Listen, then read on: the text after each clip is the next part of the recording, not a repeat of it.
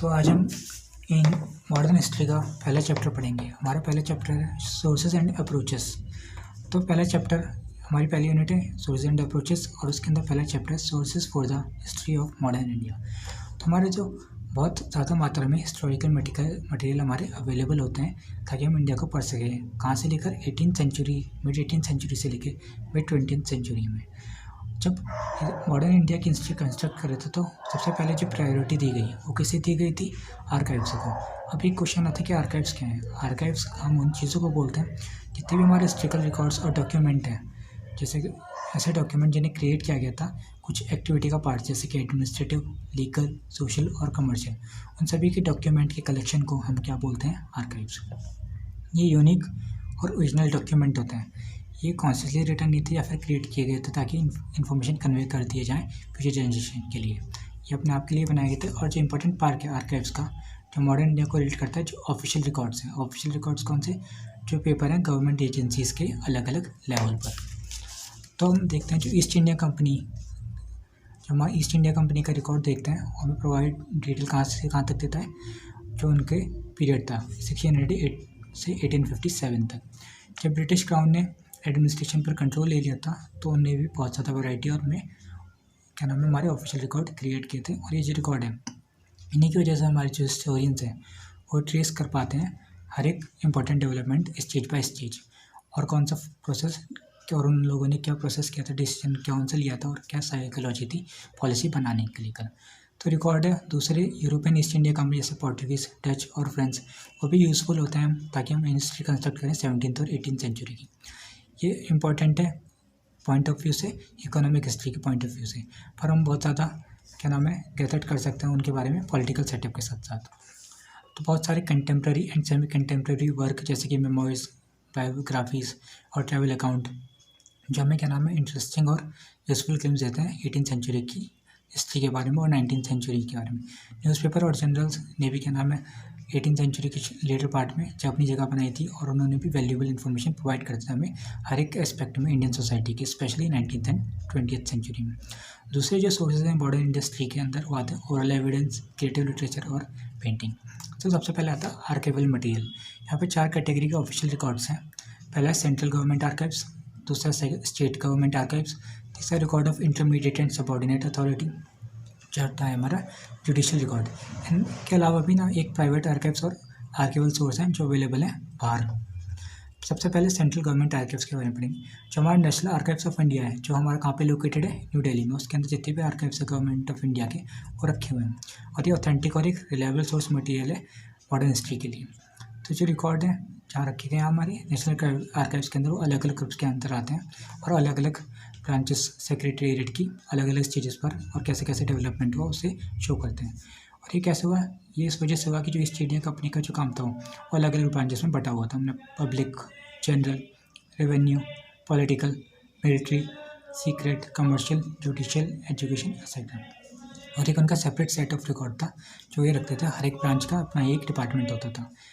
तो जब James Rennell, जो हमारे क्या थे first surveyor general of Bengal in 1716, जब उनकी अपॉइंटमेंट हुई तो जो इंडिया का सर्वे है वो साइंटिफिकली अलग जगह को मैप बनाने लगा और उसकी जो बॉर्डरिंग लैंड है उन्हें भी लोकेट करने लगे। जो रिकॉर्ड सर्वे ऑफ इंडिया का और साथ साथ जनरल्स और मेमोरी है सर्वेयर के, वो एक वैल्यूएबल इन्फॉर्मेशन वर्थ करते हैं जोग्राफिकल मैटर को छोड़ के ही नहीं, पर जो कंटेम्प्रेरी सोशो इकोनॉमिक कंडीशन थी और जो दूसरे हिस्टोरिकल एस्पेक्ट्स थे उन सभी को रिलेटेड करके। जो प्रोसीडिंग्स है पब्लिक, जुडिशियल, लेजिस्लेटिव डिपार्टमेंट को हम एक बहुत अमाउंट में डेटा देते हैं ताकि हम सोशल और रिलीजियस पॉलिसीज़ थी कॉलोनियल गवर्नमेंट की उन्हें पढ़ सकें। जो गवर्नमेंट पॉलिसीज़ थी एजुकेशन पे, और जो एजुकेशन सिस्टम को ग्रो करने के लिए कॉलोनियल रूल में भी मेंशन कहाँ पर है हमारे educational records of central archives. जो पेपर बियरिंग थी इमरजेंस, जिस नेशनल मूवमेंट हुई थी हमारी, वो भी क्या है पब्लिक सीरीज तो होम डिपार्टमेंट रिकॉर्ड्स का। बट 1997 में एक नई सीरीज़ आई थी रिकॉर्ड्स की, होम पॉलिटिकल, वो क्या नाम है पॉलिटिकल कम्युनल इश्यूज़ को डील करती थी। जो रिकॉर्ड था रिफॉर्म ऑफिस का बहुत ज़्यादा यूज़फुल है ताकि हम एनालिटिकल स्टडी कर सकें कि कैसे हमारा जो है कॉन्स्टिट्यूशनल डेवलपमेंट हुआ है 1920 से लेकर 1937 तक। अब हम बात करते हैं सेकेंड स्टेट आर्काइव्स, जो कि हमारे स्टेट गवर्नमेंट के जो सोर्स मटेरियल है स्टेट आर्काइव्स के अंदर। इनके अंदर आते हैं हमारे जो फॉर्मर ब्रिटिश इंडियन प्रोविंसेस थे, अर्सवाइल प्रिंसली स्टेट थे जो इनकॉर्पोरेट किए गए थे इंडियन यूनियन में 1947 के बाद। फॉरेन एडमिनिस्ट्रेशन ब्रिटिश को छोड़कर। इनके अलावा जो रिकॉर्ड थे इंडियन पावर्स के जो ब्रिटिश ने ले लिया था, जैसे कि आर्काइव्स, किंगडम ऑफ लाहौर, जिसे हम खालसा दरबार भी बोलते हैं, 1800 से 1849 तक के रिकॉर्ड्स हैं। ये एक इंपॉर्टेंट सोर्स मटेरियल है। दूसरा इंपॉर्टेंट कलेक्शन है हमारा pre British public archives in India, जो पेशवा दफ्तर, जो कहाँ है हमारे एलियनेशन ऑफिस पुणे के अंदर। ये हमारे एक वैल्यूबल सिंगल सोर्स है ताकि हिस्ट्री को पढ़ सकें ऑलमोस्ट अ सेंचुरी, जब पेशवा के करने से पहले उसकी पूरी 100 साल तक की हम हिस्ट्री पढ़ सकते हैं। अगर हमें हिस्ट्री पढ़नी हो प्रिंसेस स्टेट जैसे कि राजस्थान, जयपुर, बीकानेर, जोधपुर, उदयपुर सेक्टर, तो जो आर्काइव्स हैं इन स्टेट्स के, ये कहाँ पर है, हमारे राजस्थान स्टेट आर्काइव में मिल जाएंगे बीकानेर पे, बहुत ज़्यादा वैल्यूबल है। इसी तरह हिस्ट्री ऑफ डोगरा रूल के 1846 जम्मू कश्मीर है, वो भी हम कहाँ से लिख सकते हैं, जम्मू से। दूसरे other significant archives of principal state के वहाँ ग्वालियर, इंदौर, भोपाल, रेवा, सारे के सारे हमें कहाँ मिलेंगे, मध्य प्रदेश, ट्रावनकोर और कोचीन इन केरला, मैसूर इन कर्नाटका एंड कोल्हापुर इन महाराष्ट्र। अब आर्काइव्स ऑफ 3 प्रेसिडेंसी, जो अर्ली रिकॉर्ड है फोर्ट विलियम यानी बंगाल प्रेसिडेंसी थी, वहाँ छोड़ दिया गया था जब कलकत्ता 1750 में चली गई थी। पर जो आर्काइव से बंगाल प्रेसिडेंसी ब्रिटिश विक्ट्री के बाद प्लासीबल, वो क्या नाम है, एक कंप्लीट सीरीज मानी जाती है, और वो कहाँ पर अवेलेबल में, नेशनल आर्काइव्स ऑफ इंडिया में और partly state archives of West Bengal. जो रिकॉर्ड है मद्रास प्रेसिडेंसी का, जो कहाँ से स्टार्ट होता है 1670 AD से, और रिकॉर्ड कहाँ पे, गवर्नर और काउंसिल ऑफ सेवेंथ फोर्स, उसे भी रिकॉर्ड को इंक्लूड किया गया है।